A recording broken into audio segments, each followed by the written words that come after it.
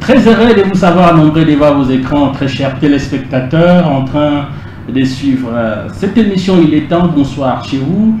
Et aujourd'hui, vous ne serez pas déçus comme toujours. On va parler de la loi Tchani, cette loi, en tout cas, cette proposition de loi qui fait polémique. Une loi qui consiste à verrouiller l'accès à la fonction président de la République et à d'autres fonctions régaliennes à toute personne née d'un parent non congolais. Nous allons aussi parler sur une année, bientôt une année à la tête du Congo central. Quelles sont les réalisations du docteur Guy-Bandou Ndungidi? Et pour en parler, chers téléspectateurs, nous avons bien voulu vous inviter un homme que vous connaissez certainement. Lui, c'est Maître Ali Makaya. Il est avocat et président fédéral de la Ligue de jeunes UDPS Fédération de Boma. Salut Maître. Bonjour Kouloutou, et je vous remercie infiniment de m'avoir donné une fois de plus l'occasion de pouvoir m'entretenir avec l'opinion matadienne et du Congo central en général.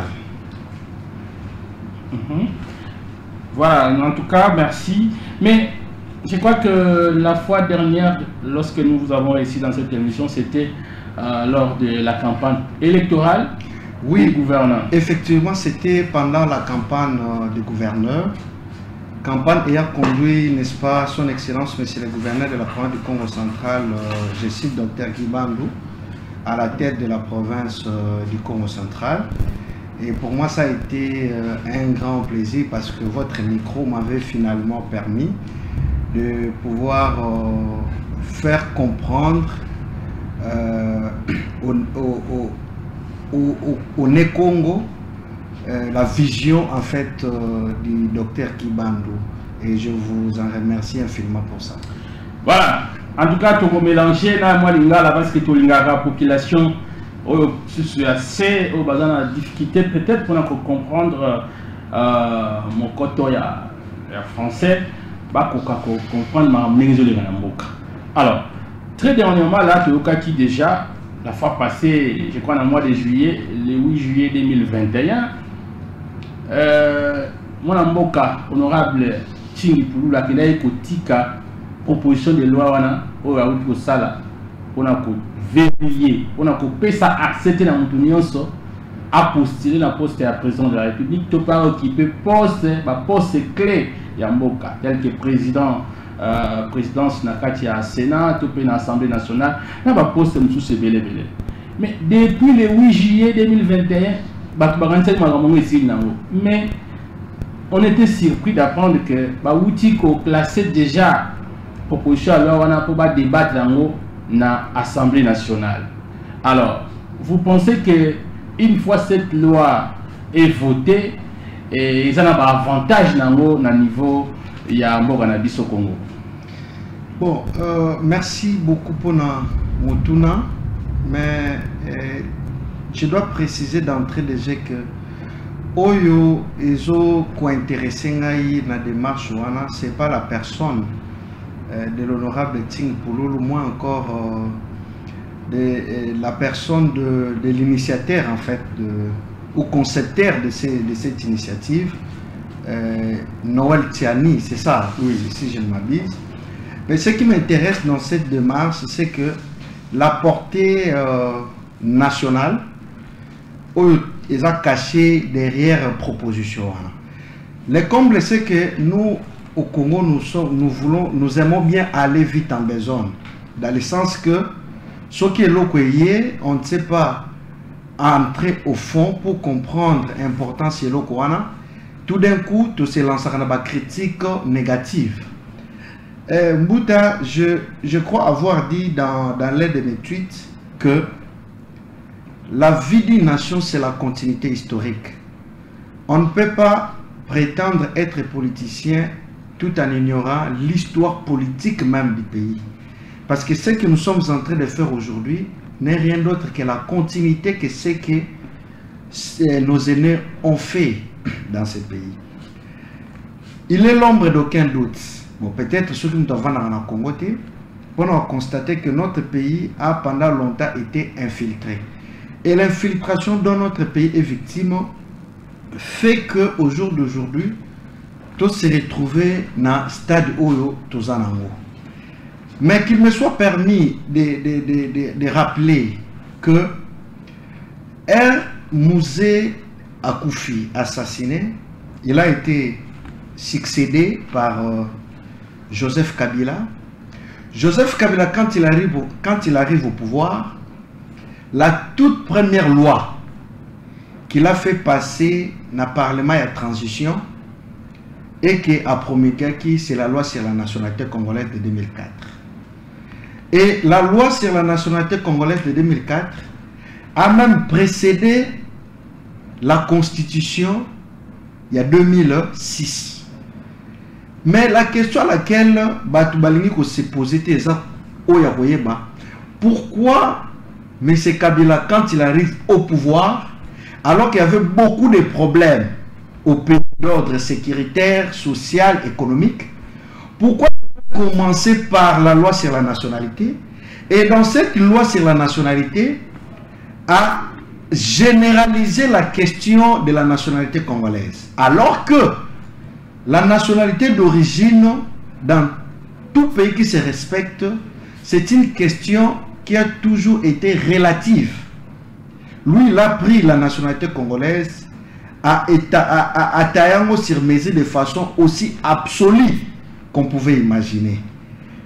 Si vous analysez l'arsenal juridique relatif à la nationalité congolaise, depuis l'époque coloniale jusqu'à ce jour, c'est seulement dans la loi de 2004 où on dit un Congolais d'origine, toute personne née soit du père et de la mère congolaise, soit née du père congolais ou de la mère congolaise. Alors que toutes les autres lois qui se sont succédées, la nationalité d'origine était reconnue exclusivement aux Congolais nés de père et de mère congolais. D'ailleurs, à l'époque coloniale, c'était beaucoup plus relatif dans le sens que il ne suffisait pas de naître d'un père et d'une mère congolaise. Il fallait que au congolais pour avoir la nationalité congolaise d'origine. Mais au jour d'aujourd'hui, on nous a amené dans une dimension telle que un Congolais d'origine, toute personne dont les ancêtres s'est retrouvé sur les sols du territoire congolais pendant l'indépendance. Alors pourquoi les acteurs politiques de l'époque discutaient qui autour de Yangote, depuis 2004, ça a cheminé jusqu'à aujourd'hui et à quelques mois seulement des élections présidentielles, on a débat autour de la nationalité. Vous ne voyez pas qu'il y a c'est parce que nous avons l'habitude d'ignorer l'histoire, même la plus récente. Vous êtes un journaliste d'investigation. Moi, j'ai pris mon adhésion à l'IDPS en 2011. Mais vous savez que l'IDPS n'a pas pris part au processus électoral de 2006. Vous savez la raison? Mais c'était la question de la nationalité. Parce que l'IDPS avait dit déjà en 2006 que la précipitation avec laquelle vous avez fait passer la loi sur la nationalité, la précipitation avec laquelle vous avez fait passer la Constitution, c'est donner la possibilité aux prédateurs d'infiltrer notre pays. Personne n'avait suivi l'IDPS. Mais finalement, et c'est comme ça que... Finalement, Étienne Tshisekedi Ouamulumba était quand même devenu candidat en 2011. Je sais que malheureusement, je suis en train de... Avec la même loi de 2004 et la même constitution de 2006. Je reviens à la case de départ. Nous devons faire la part des choses. Nous sommes dans un pays démocratique. L'IDPS est un parti démocratique. Et dans la démocratie, c'est la loi de la majorité qui prime. L'IDPS s'est opposé par rapport à cette manière de faire depuis 2004. Et c'est ça qui a d'ailleurs fait que l'IDPS ne puisse pas participer, alors que l'IDPS était déjà la plus grande formation politique de l'opposition de l'époque. Mais les gens n'avaient pas suivi. La majorité en avait décidé autrement. L'UDPS, qu'est-ce qu'elle devait faire? Elle devait s'applier à la volonté majoritaire. Mais arrivé en 2011, la loi sur la nationalité avait déjà été votée, appliquée. La constitution même. Et l'unique façon pour l'UDPS de faire mieux, de corriger les erreurs du passé, pour lesquelles elle s'était opposée, elle dit, ben voilà, je dois me lancer dans la course, pour que quand j'aurai l'impérium, le pouvoir, je vais réparer les erreurs, n'est-ce pas, du passé. Mais le destin en avait décidé autrement en 2011. Donc c'est pour dire que cette question de la nationalité, ce n'est pas seulement aujourd'hui que ça devient, en quelque sorte, je peux dire, un sujet d'actualité. Depuis 2004, 2005, 2006, l'UDPS tirait déjà la sonnette d'alarme pour dire aux Congolais que ne commettons pas l'erreur de faire passer ces lois parce que tôt ou tard, ça va nous rattraper. Au jour d'aujourd'hui, ça nous a rattrapés. Quand les gens qui prennent la Kabylie vous disent que Kabila a pacifié les pays, vous n'avez jamais eu le temps de poser la question à Kabila et à ces gens-là. Sur quel fondement est assis cet argumentaire? Ce n'est rien d'autre que la nationalité congolaise d'origine que Kabila a attribuée aux belligérants. Et c'était ça en fait la logique. Et si vous rentrez même au fond, vous allez comprendre que Mouzé est mort pour ça. La question de la nationalité congolaise d'origine. Kabila, quand il vient, il dit est congolais d'origine, toute personne dont les ancêtres se trouvaient sur le sol congolais au moment de l'indépendance. Tout ça, c'était pour donner la possibilité à tous ces gens, à tous ces belligérants qui n'avaient pas la nationalité congolaise, mais qui voulaient exercer des fonctions en République démocratique du Congo. C'est comme ça que quand Kabila fait passer cette loi en 2004, que la guerre avait cessé. Et tous ces belligérants ont été insérés dans des institutions de la République. Et cette infiltration aujourd'hui nous rattrape. Où se trouvent aujourd'hui les pays? Donc moi je pense que la question de la loi Tiani ne doit pas être politisée, mais elle doit être nationalisée de telle sorte qu'on soit beaucoup plus objectif, qu'on soit beaucoup plus rationnel, parce que dans tous les pays serrés du monde, la nationalité c'est une question relative. Et ça fait partie de la souveraineté même de l'État. Si aujourd'hui on dit tout le monde devient congolais d'origine, en tout cas, Mouta, André, vous êtes un congolais d'origine, je ne vois plus l'importance ou la différence que vous aurez entre vous et celui qui aura une loyauté douteuse à la République démocratique du Congo. Parce que vous n'avez que la RDC. Vous avez vos ancêtres ici. Et si on vous donnait la responsabilité pour exercer... On a vu dans le pays tel que les États-Unis d'Amérique, quelqu'un comme Obama être voté, mais Obama, son père, nous connaissons, était un Africain. Alors, pourquoi est-ce que dans ces pays où règne la démocratie, on laisse faire, et ici chez nous ça devient un problème? Merci beaucoup. Je crois qu'à la question des États-Unis d'Amérique, je dois préciser une chose. L'existence de la nation a précédé celle d'un État aux États-Unis d'Amérique. La nation se rapporte à la dimension sociologique et culturelle de vivre ensemble. Donc avant que l'État américain puisse naître, la nation américaine existait déjà. Donc ce qui fait que c'est comme ça que vous allez voir parmi les critères ou sinon parmi les principes de base aux États-Unis d'Amérique, on va vous parler de l'unité dans la diversité. Mais par contre, en République démocratique du Congo, l'existence de l'État a précédé celle de la nation.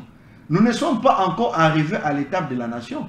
D'où, lorsque on est encore dans la dimension pays, en tout cas les critères d'attribution de la nationalité restent les liens de sang pour ne pas faire entrer les infiltrés. Mais lorsque l'existant ou lorsque la nation précède l'existence d'un État, les critères de la nationalité demeure les liens du sol, donc le fait de naître sur un sol donné. Mais aussi, si vous dites que chez nous, Barack Obama effectivement a un père d'origine africaine, je concède. Mais pourquoi maintenant un Américain né d'un père et d'une mère américaine, mais qui est né en dehors du sol américain, ne peut pas devenir président de la République aux États-Unis d'Amérique? Ça signifie que pour eux, ils estiment que les liens de sang s'avèrent plus forts par rapport, les liens du sol s'avèrent plus forts que les liens du sang en ce qui concerne la gestion de la chose publique. Même pour Moïse Katumbi Chapwe que vous craignez, vous les l'IDPS, parce que vous estimez que Moïse Katumbi est très fort. Moïse Katumbi, sa mère est congolaise, son père est grec, juif grec, voilà. Et puisqu'il n'a pas un père congolais, vous êtes en train d'insister sur cette loi. Bon, personnellement, je ne crois pas que la loi a été conçue dans le sens de cibler un seul individu. Parce que déjà, la loi a une portée impersonnelle et générale. Mais si les camps de Moïse Katumbi se sont agités, c'est quand la loi justifier le pourquoi. Parce que Mouta, le grand problème, moi j'aime bien l'histoire. Et un de mon mentor politique m'a dit une fois, tu ne peux pas devenir un grand homme politique sans connaître l'histoire politique de votre pays. Je mets quiconque à défi. Qui peut nous retracer Moïse Katumbi avant l'arrivée de Kabila en RDC? Vous n'avez pas appris que le centre des intérêts de Moïse Katumbi se trouverait en Zambie. C'est comme ça que sa femme est zambienne. Même son enfant serait, je ne confirme pas, député en Zambie. Moïse Katumbi, nous l'avons connu quand Kabila est arrivé au pays. Quelqu'un dont vous ignorez les racines. Et que tout d'un coup, il surgit à commis congolais. Et vous allez vous accrocher derrière cette personne-là pour qu'il puisse diriger. Mais Adam Bissaki, les grands Katanga à son époque, et il était même classé parmi les premiers gouverneurs qui avaient très bien géré à son temps.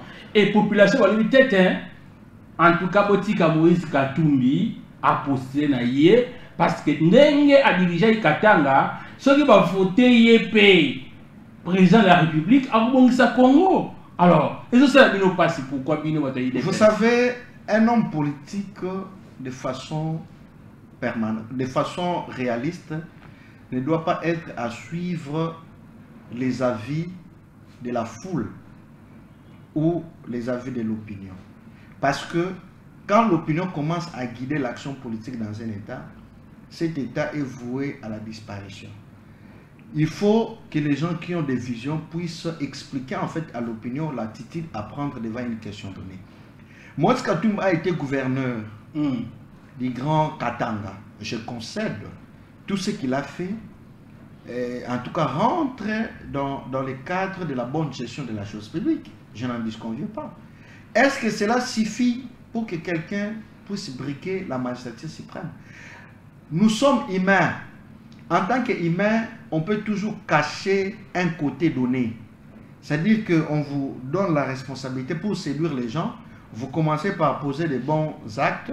Et puis par la suite, vous sortez une autre casquette. Mais moi, je suis en train de vouloir dire ceci. La loi Tiani ne concerne, à mon avis, ne cible pas un individu. Parce que la plus grande infiltration dans notre pays, effectivement, on ne la trouve pas seulement dans les domaines politiques ou dans les partis politiques. Il y a côté armée, côté renseignement et ainsi de suite. Dès lors que la loi Tiani ne vise pas seulement la magistrature suprême, c'est-à-dire le président de la République, mais vise aussi les postes régaliens, notamment les hauts magistrats, les hauts militaires, les hauts agents de services de renseignement. Je crois que cette loi vaut son pesant d'or parce que c'est dans ce service-là qu'effectivement il y a une grande infiltration. Alors, mais si Moïse Katumbi résume cette loi en sa personne, disant que on veut l'écarter, en tout cas moi je crois que c'est un faux fouillard parce que l'ensemble comme parti politique a une vision. Et la vision de l'ensemble ne peut pas seulement être portée ou matérialisée par l'individu Moïse Katumbi. Moïse Katumbi a ses collaborateurs qui sont des Congolais nés de pères et de mères congolais. Mais Moïse Katumbi peut se dire que ben voilà, si pour l'intérêt national, on dit que moi je ne peux pas briguer la magistrature, c'est pas parce que mon père n'est pas congolais, ma mère n'est pas congolaise.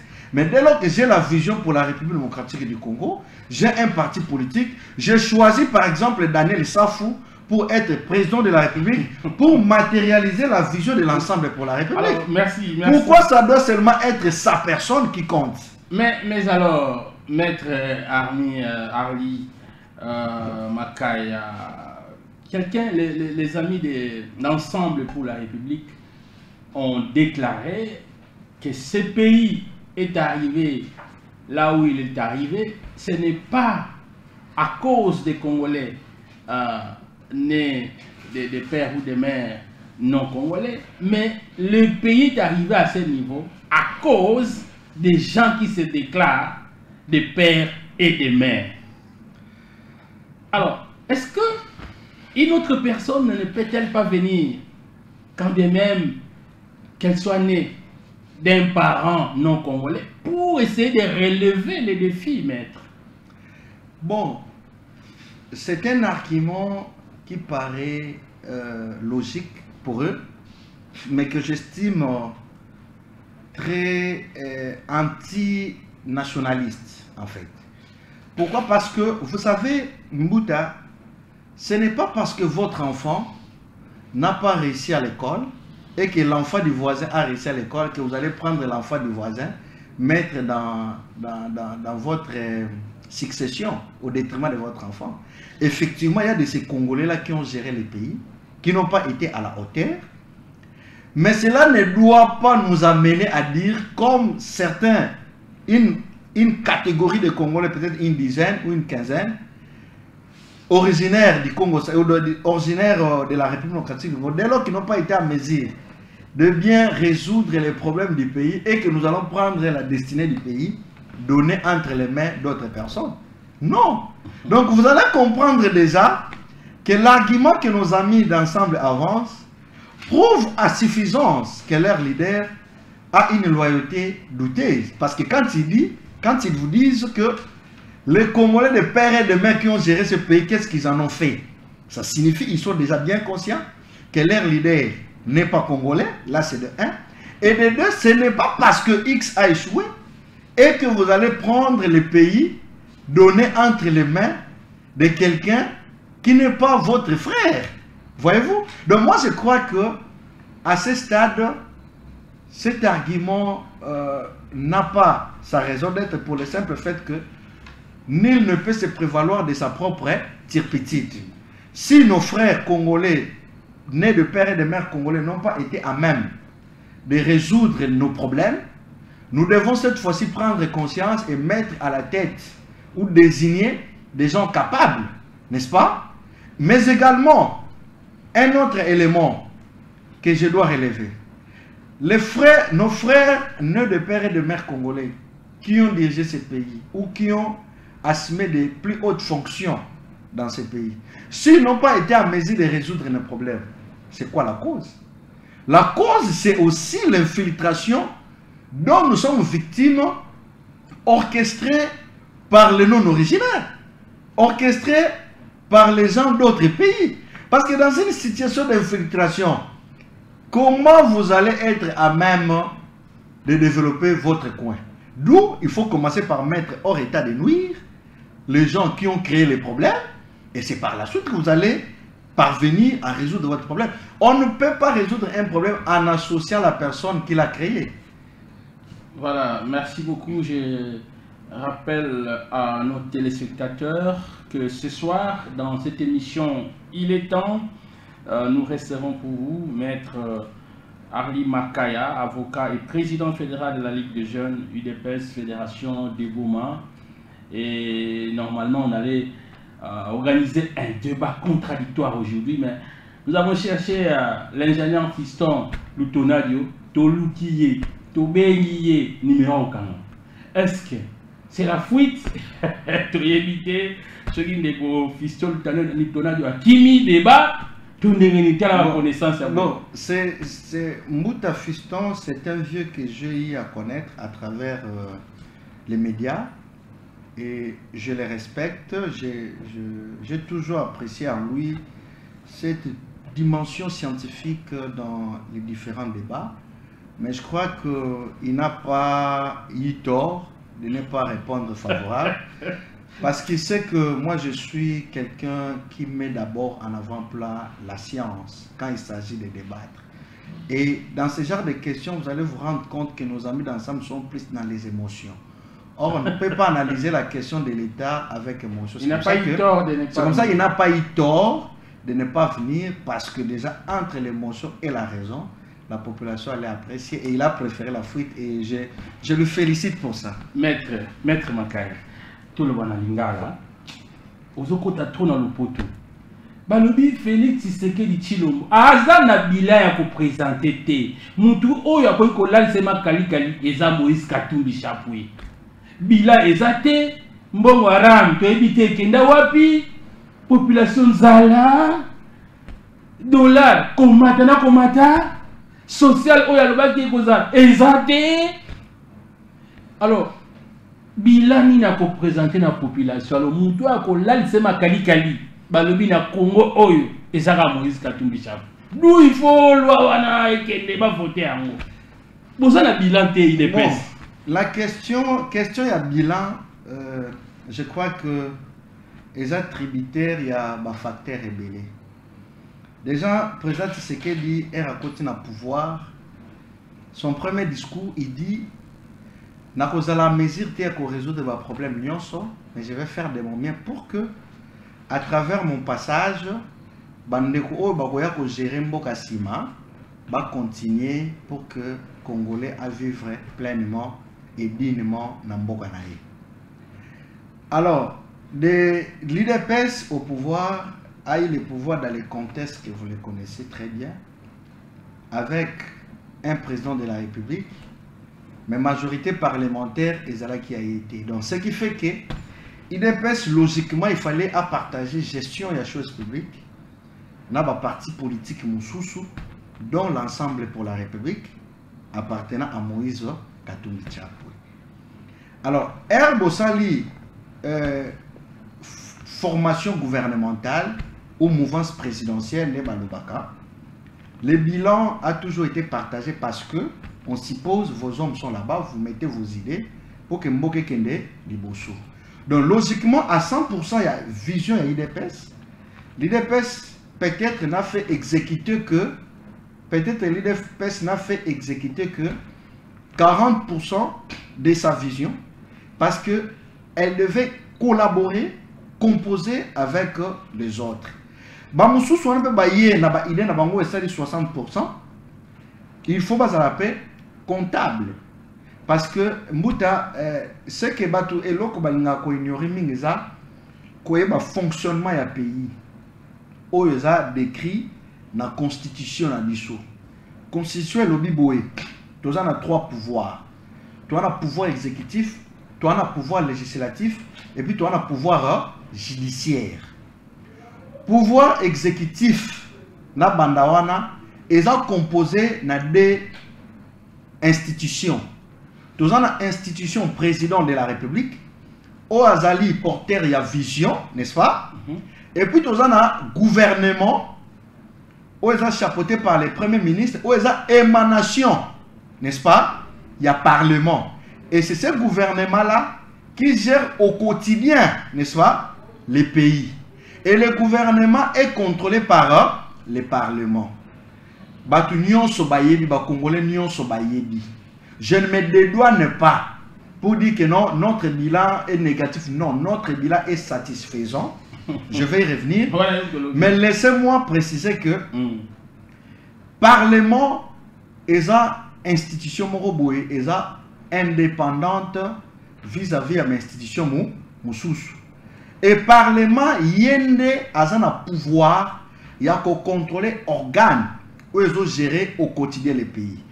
J'étais dans na base nangai na boma ba poser la question mais ceux qui gouvernement gouvernement bazo sala bien té pourquoi président de la République a ko changer bango té acha batu mususu na yebisi bango que conformément à Mibe Kwamboka, notamment notre constitution, un président de la République ne peut pas mettre fin aux fonctions d'un ministre, même d'un vice-ministre, sans l'aval du Premier ministre. Oui, effectivement, c'est lui qui nomme. Mais avant de mettre fin à un mandat, il y a un ministre, il faut avoir aval, il y a un Premier ministre. Ce qui Premier ministre aboyi, le président de la République ne peut pas mettre fin au mandat d'un ministre du gouvernement. Mais, excusez, mais Parlement a ce pouvoir-là. Il y a que même Premier ministre. Donc, ce qui signifie... Non, je reviens dans les détails. Le grand problème, excusez, le grand problème, c'est que toujours à mesure qu'il y a expliquer la population l'arsenal juridique, comment est-ce que le pays fonctionne. Et c'est sur base de l'arsenal juridique, sur base du fonctionnement, qu'on sera à mesure d'établir la responsabilité des uns et des autres. Ici, l'IDPS se trouve en difficulté pour le simple fait que l'IDPS n'a pas la majorité parlementaire naturelle capable d'accompagner l'action politique. D'où l'IDPS a été obligé de composer dans parti politique ou député, notamment Ensemble pour la République, où ils allaient à Moïse Katumbi Tchapwa, où ils ont bilan alors que le même bilan nous le partageons avec lui. Le même bilan de Kabila qu'il a fustigé, il devait en principe partager ça avec Kabila. J'estime que les Congolais qui disent ça ne sont pas aussi éveillés dans le sens qu'il faut pas comprendre responsabilité à chacun. Il faut pas comprendre que Moïse Katumbi a toujours été du côté du pouvoir et qu'à chaque fois élection Zoya à Ben Nanaka pour qu'il a acquis pouvoir. Merci. Mais en toute honnêteté, ces gens devaient être humbles pour dire que ben voilà, peuple Busso, toi accompagnant qui nous avons participé dans le bilan, mais nous estimons que ce qui sont présidents de la République, on va faire mieux que ce que nous avons fait avec les amis. Merci beaucoup, maître Armi Makaya, avocat et président fédéral et à Ligue de jeunes, il y a IDPS, ville portière, il y a Boma, et membre aussi dans le cabinet du gouverneur.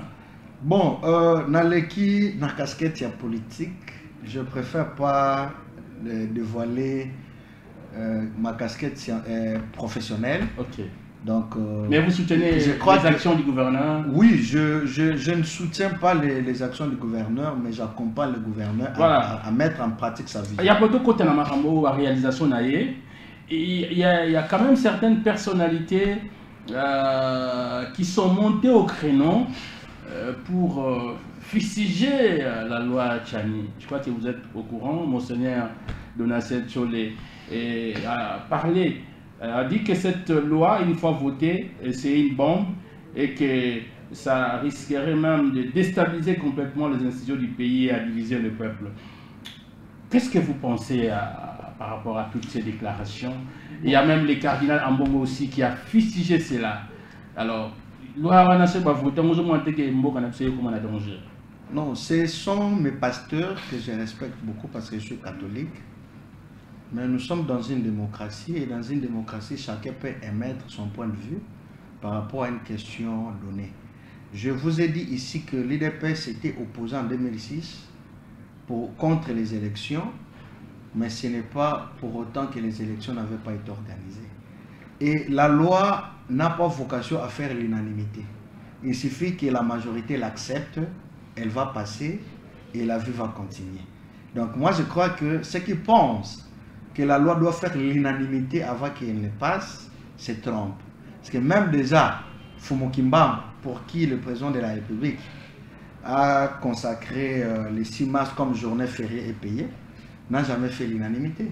Jésus-Christ de Nazareth, qui a ressuscité hier, n'est-ce pas, n'a jamais fait l'unanimité. Donc moi je crois que les leaders politiques, ceux qui pensent, n'est-ce pas, que la loi Tiani va susciter des tensions et tout, ils ont droit de le dire, mais je les invite à une portée nationaliste, dans le sens que si la loi passait, que nous puissions comprendre que cela ne constitue pas une façon d'écarter les uns et les autres, parce que déjà, les critères... On parle de la discrimination. Non, mais Mouta, parmi les critères pour poser sa candidature comme président de la République, on va vous dire qu'il faut avoir au moins 25 ans, n'est-ce pas? Aller au-delà. Maintenant, les Congolais qui n'ont pas encore atteint 25 ans, ils vont dire aussi qu'ils sont victimes de la discrimination. Soit vous voulez dire que ceux qui ont 25 ans jusqu'au-delà sont plus intelligents que ceux qui ont moins de 25 ans. Moi, je connais un étudiant à l'IKV, mon université là où j'ai étudié, un petit, de 17 ans et de 19 ans, qui est très intelligent. Très intelligent. Quand vous discutez avec ces petits, vous dites que M. Petit peut aussi tenter à la présidence. Mais la loi lui dit que non, tu ne peux pas à cet âge, il faut attendre 25 ans. Alors, ces petits-là, puisque la loi lui impose un critère, doit dire que non, on ne veut pas de moi, non. C'est-à-dire que les critères d'éligibilité ont toujours été sélectifs. Merci. Alors, rien ne prouve que cette loi sera votée, adoptée, tout ça. Alors, une fois, la loi va rejeter en haut. Moïse Katumbi, candidat président de la République, face à Félix Antoine Tshisekedi Tshilombo. Bon, ce qui basoui loi, si on ne faisait pas passer la loi, moi je suis démocrate, je vais concéder le choix. Tout en, je préfère d'ailleurs, avant que je ne puisse répondre à l'autre question, je préfère que les débats qui vont avoir lieu au niveau de l'Assemblée nationale soient scientifiques, nationalistes et objectifs. Ça c'est connu. Vous voyez? Et admettons qu'à l'issue de ces débats scientifiques, objectifs et nationalistes, si les députés décidaient de ne pas faire passer cette loi et que Moïse Katumbi se faisait candidat à l'élection présidentielle, en tout cas, le peuple va apprécier. Moi, je suis Armi Makaya. Chacun va venir avec son offre politique. Moïse va dire ce qu'il compte faire. Et le président Tshisekedi et l'IDPS, qui est mon parti politique, nous allons dire ce que nous avons fait et le pourquoi nous allions à ce moment-là demander un second mandat. Donc, pour l'instant, j'estime que c'est prématuré d'établir qui va gagner ou pas, mais moi en tant que cadre de l'UDPS, je dis que notre bilan est tellement satisfaisant que le peuple va nous redonner confiance. Donc voilà. Alors comment on peut savoir tel est né d'un père, soit non congolais, tel autre est né d'une mère non congolaise? Comment est-ce qu'on peut les détecter? Parce que c'est vrai, Moïse Katumbi l'a déclaré publiquement, mais pour la plupart des Congolais. Bon, déjà moi, si je dois prendre les cas, même dans les différents... Quand votre enfant, après la naissance de votre enfant, on demande à chaque parent d'aller déclarer l'enfant à l'état civil. C'est en allant là-bas que finalement, parce que moi j'ai jusqu'à aujourd'hui ma carte, mon certificat de naissance, c'est dans ce certificat de naissance où on écrit le nom de papa et puis l'origine ethnique, n'est-ce pas, des papas. Une fois que cela sera fait, c'est à ce moment-là qu'on saura que vous êtes Congolais de père et de mère. Parce que déjà, nous connaissons les différentes tribus que nous avons, les différentes ethnies. Ça ne peut pas, en tout cas, on ne peut pas se tromper sur l'origine ethnique de quelqu'un. Je n'ai pas honte de dire que non, je suis de Kimbilanzambi, groupement Bangula, secteur de Luangu, territoire de Tchela, province du Congo central. Donc, si je vous dis ça, mes enfants, il ne suffit pas qu'il y ait un Bangula, qu'il y ait un Kimbilanzambi, on va leur dire. Parce que nous, on est matriarcat, je pris l'identité de maman. Mais à côté paternel, je suis du territoire de Lukula, secteur de Mwengi, village Mbamba Longo, je suis de là. Merci. Donc vous comprenez que c'est tellement facile que les gens veulent juste compliquer la situation inutilement. Voilà, bientôt une année à la tête du Congo central. Quelles sont les réalisations du docteur Guy Bandou Ndungidi? Chers téléspectateurs, comme vous le savez, le gouverneur Guy Bandou Ndungidi a été élu à la tête de la province du Congo central depuis le 9 mai 2022. Et depuis lors, bientôt là, il va totaliser une année à la tête du Congo central. Alors, l'heure n'est pas encore au bilan, mais en tout cas, avec notre invité, on va essayer d'analyser les quelques réalisations du docteur Guy Bandou Ndungidi. Est-ce que la province du Congo central avait-elle de la chance d'avoir cet homme à sa tête?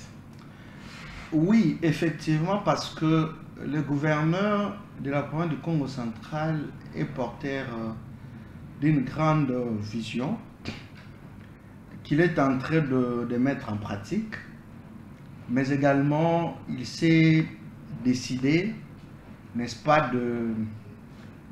de se lancer dans une dynamique qui consiste à matérialiser en fait la vision du président de la République de la province du Congo central.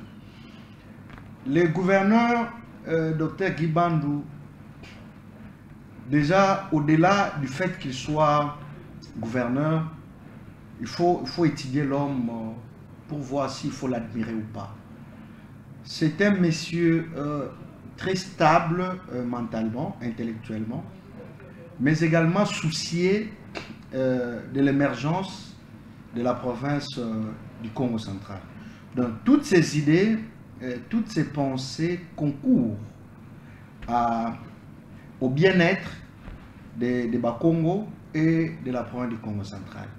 Depuis qu'il est arrivé dans la province du Congo central, en tout cas, il essaye de remettre sur les rails la province du Congo central à travers une vision claire, à travers des réalisations palpables, mais qui, certaines réalisations ne peuvent pas produire des impacts visibles parce que il a pris un mandat à terme, mais en termes d'efficience et d'efficacité depuis qu'il est à la tête de la province du Congo central, je crois que c'est l'un des meilleurs gouverneurs que la province du Congo central a déjà connu.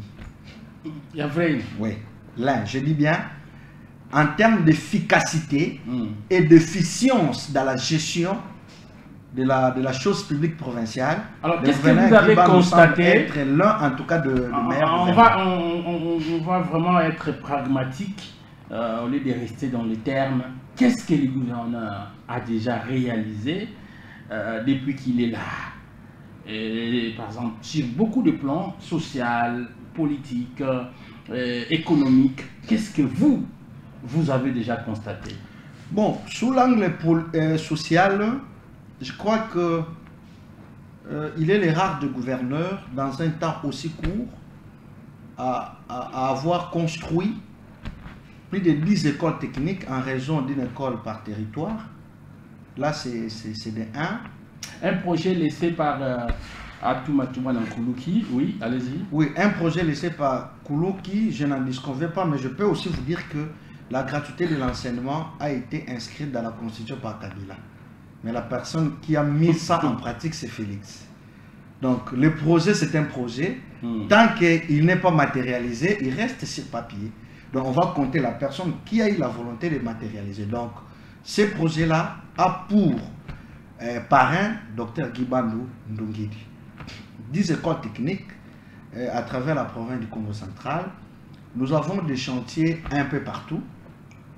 Je dis un peu partout à travers la province du Congo central, dans lesquels on réhabilite en fait des routes. Parce que la réhabilitation des routes, ce n'est pas du jour au lendemain, ça prend du temps. Mais un peu partout, il y a des chantiers, on est en train de réhabiliter les routes des dessertes agricoles, les routes urbaines et ainsi de suite. Et hormis ça, vous savez, ce que j'aime le plus, et parmi ce que j'estime, parmi les réalisations les plus importantes que le gouverneur a déjà, c'est de donner la possibilité aux meilleurs élèves de la province du Congo central d'étudier gratuitement. Donc, j'espère que vous êtes informés que le gouverneur de la province du Congo central a boursier le meilleur finaliste de l'année passée qui étudie dans les grandes universités du pays, supporté par la province du Congo central. C'est aussi une très grande réalisation que les gens ne souhaitent pas, ne préfèrent pas. On a toujours vu ça avec Roger Mwaka qui a toujours boursier le meilleur élèves. Et c'est bon, déjà vu. Hein? En tout cas, si c'est déjà vu, je vous le concède. Il faudrait que je vérifie c'est dans quel contexte. Parce que je connais généralement ce genre d'histoire. Peut-être quelqu'un a été bénéficiaire d'un don. Soit il représente une ONG. C'est dans ces cadres-là. Je ne sais pas trop. Il faudrait que vous puissiez me dire que c'est au fond propre. Mais sinon, j'estime que ce que le gouverneur de la province a fait va rester dans les annales de la province du Congo central. Et hormis ça, le gouverneur de province a posé un acte aussi significatif qui doit marquer le pays entier. Il est le seul gouverneur à avoir institué la prime de la gratuité provinciale aux enseignants. Donc, ce qui fait que si l'État congolais de façon générale paye l'enseignant 200 000 francs congolais, l'enseignant du Congo central a une valeur un peu plus supérieure parce que la province aussi a pensé à lui. Tous les enseignants sous le régime de la gratuité de l'enseignement, sous le régime de la gratuité, n'est-ce pas, ont bénéficié d'une prime spécifique provinciale et cette prime est régulière. Vous pouvez poser la question aux enseignants, ils vont vous dire. Et ça touche même le ménage, les pauvres enseignants, parce que parmi les fonctionnaires qui travaillent dur dans ces pays et qui ne sont pas bien payés, nous trouvons les enseignants, n'est-ce pas? Mais le gouverneur Guiband a pensé à ces enseignants-là dans un temps aussi record. Le gouverneur de la province du Congo central, parce que vous voulez qu'on parle de réalisation à impact visible, n'est-ce pas? Bien sûr. Ici, nous sommes dans la province du Congo central, nous sommes dans la ville de Matadi. Vous avez été d'ailleurs au stade dans lequel vous avez vous-même apprécié l'avancement des travaux. Il y a un marché moderne en pleine construction et on est en train de construire aussi un parking de stationnement sur la nationale numéro 1. Vous savez l'importance de ces parkings sur la nationale numéro 1? Allez-y. C'est-à-dire qu'à chaque fois qu'il y a accident, ça crée des embouteillages énormes. En attendant qu'on puisse évacuer le véhicule accidenté. Mais le gouverneur a dit on peut pallier à cette situation. Alors l'unique façon de pallier pour éviter ces genres d'embouteillage, il faut créer des parkings sur la nationale. Ce qui fait que quand il y a un accident, on peut alerter. Comme ça, le chauffeur, en lieu et place de continuer la route pour être dans l'insécurité, ils peuvent stationner. Comme ça, ça va faciliter l'évacuation de accidenté. Alors, pour avoir une telle vision, il faut avoir l'amour de sa province, il faut être intelligent, il faut être quelqu'un de très stable mentalement et scientifiquement. Et en dehors de ça, il y a d'autres, le gouverneur de province a même relancé le secteur de mines dans la province du Congo central. Bientôt, une industrie va être installée dans les territoires de Tchéla, une industrie minière. Parce que la province du Congo central n'a pas que le pétrole. La province du Congo central a aussi des mines qui vont être exploitées.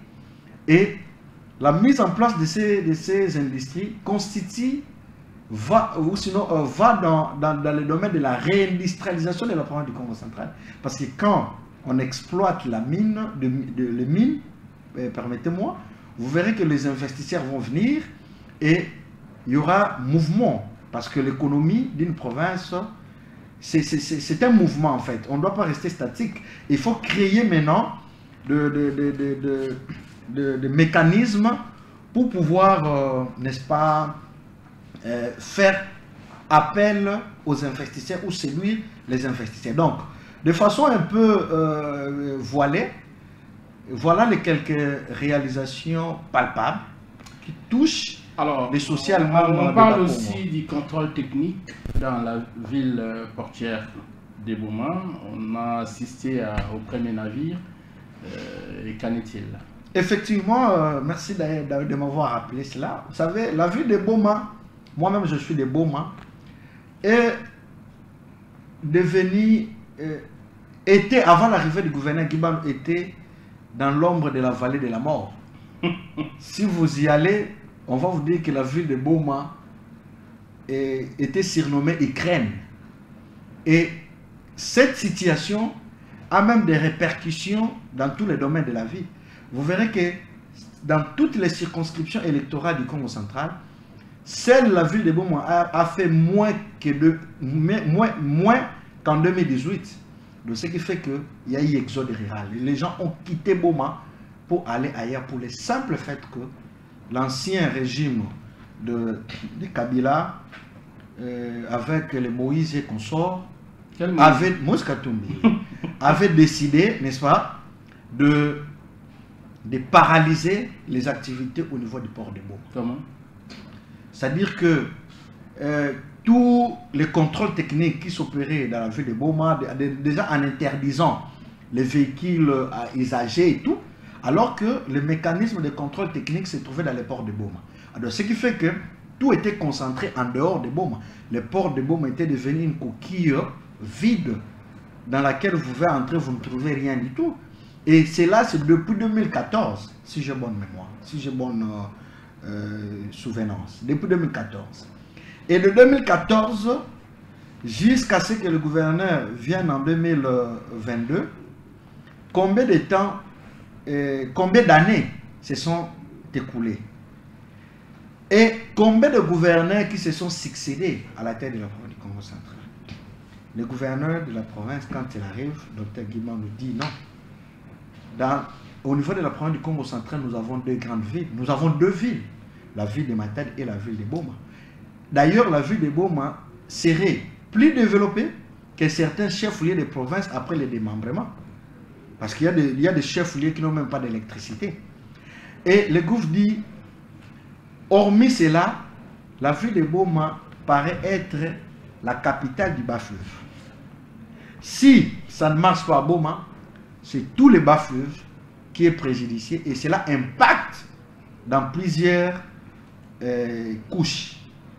Il dit, je prends la décision courageuse, quand bien même mes prédécesseurs n'ont pas osé, parce qu'il y avait des interdictions, il y avait des conciliabules, tout ça. Il dit, je prends la décision pour équilibrer les choses, dans le sens que les gens de Boma ont besoin de vivre.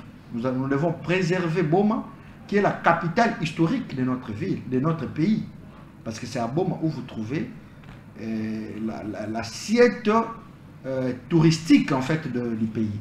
Et il a pris la décision pour dire que tout véhicule usagé doit descendre par les ports de Boma pour qu'il y ait un contrôle technique.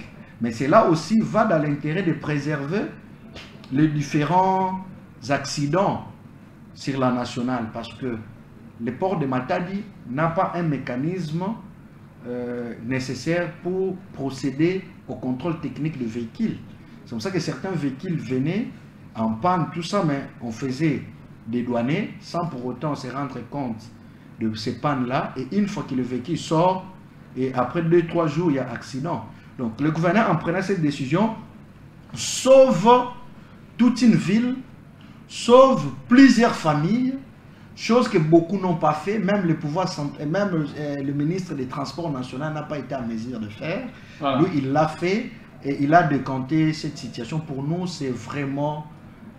D'ailleurs, vous savez comment on l'appelle maintenant Boma? On l'appelle comment? Le gouverneur Guiwa. On l'appelle comment? Ah bon, je vous livre quand même. On l'appelle le chouchou. Donc après le fait Jacques Mbadou, en tout cas, il y a même, ils ont même dit qu'ils vont mettre en place un statut pour lui. Voilà, voilà, merci beaucoup. Je crois que la fois passée, nous avons suivi à la télévision nationale comment l'Union sacrée de la nation avait a signé la charte. Et malheureusement, parmi les signataires, en tout cas, on ne trouve pas un Congo. Et comment vous avez trouvé cela, vous, en tant qu'un membre influent, un cadre de l'IDPS? J'ai eu des frissons parce que je me dis, nos ancêtres, là où ils sont, ils regrettent en fait. Nos ancêtres Congo. Ils regrettent pour dire que le Congo central, c'est la toute première province qui a dirigé ce pays. Et la révolution qui nous a conduits à l'indépendance vient du Congo central.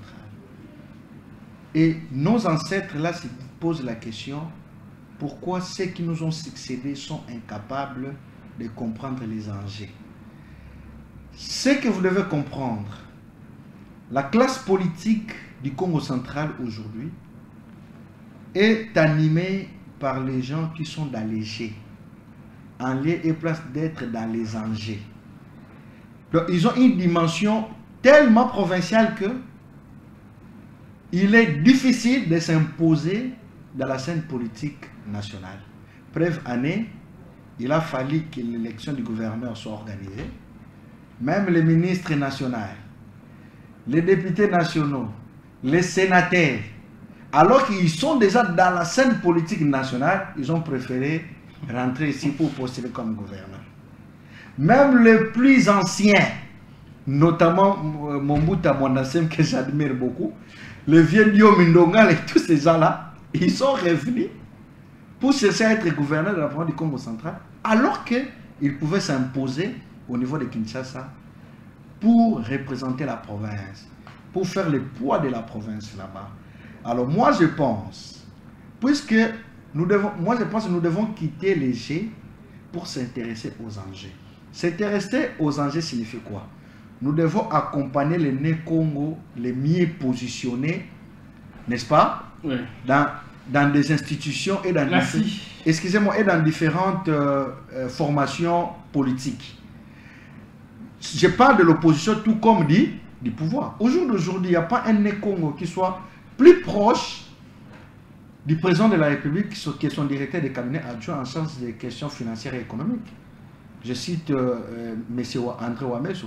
Mais le Né-Congo que nous sommes, avons-nous déjà pensé organiser même une table ronde autour de lui pour que nous puissions voir quel avenir nous allons, ou qu'est-ce que nous devons faire pour que nous puissions nous imposer. Donc moi je crois que nous devons quitter les jets pour s'intéresser aux enjeux et soutenir les quelques Né-Congo qui émergent positivement. La loi Tchani, c'est une loi qui consiste à verrouiller l'accès à la fonction président de la République et d'autres fonctions régaliennes à toute personne née d'un parent non congolais. Votre conclusion? Ma conclusion, c'est que j'estime que la loi demeure impersonnelle et générale et la loi n'a pas vocation à faire l'unanimité. Si cette proposition va passer, j'inviterai mes amis ou sinon nos frères de l'ensemble d'être des nationalistes parce que l'ensemble en tant que parti politique a une vision générale pour les pays et cette vision peut être portée par tous les membres du parti, de ces partis politiques. Donc on ne doit pas résumer l'ensemble par un individu qui est Moïse Katumbi. Ah, vous êtes prêt pour un débat contradictoire avec l'ingénieur Fiston Tonadio? J'ai toujours été prêt, c'est pour cette raison que je suis là d'ailleurs. Même pas lui, même quiconque.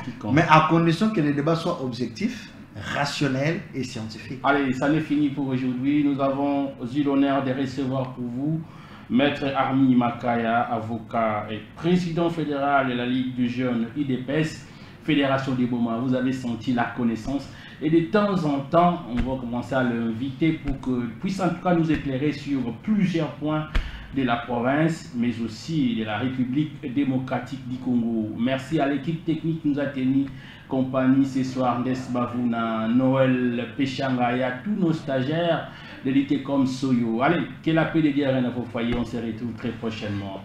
Au revoir. Félicitations. Merci. Thank you.